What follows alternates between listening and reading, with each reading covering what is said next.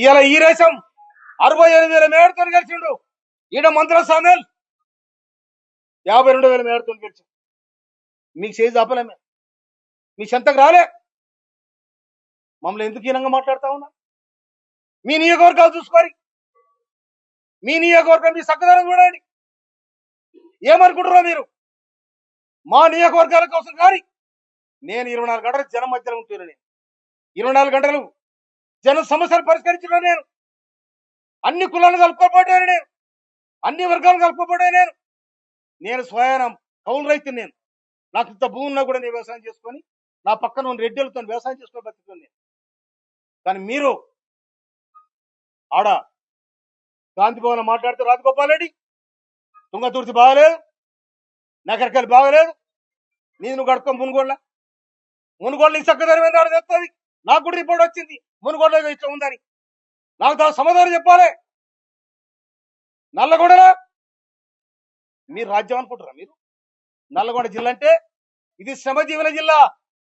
బడుగు బలహీన వర్గాలు ఉద్యమాలు చేసిన తుంగతుర్తి పోరాటాల గడ్డ. ఈ పోరాటాల గడ్డలో తెలంగాణ పోరుబిడ్డ మందుల సామె ఖబర్దార్. మాకు గాని బడుగు బలహీన వర్గాలకు కానీ బక్క దిక్కిన అగ్రకురాలు కానీ మీరు చిన్న చూపు చూస్తే దానికి సమాధానం చెప్తానని హెచ్చరిస్తాను. కాంగ్రెస్ పార్టీ బతకాలి, రాహుల్ గాంధీ ప్రధానమంత్రి కావాలి.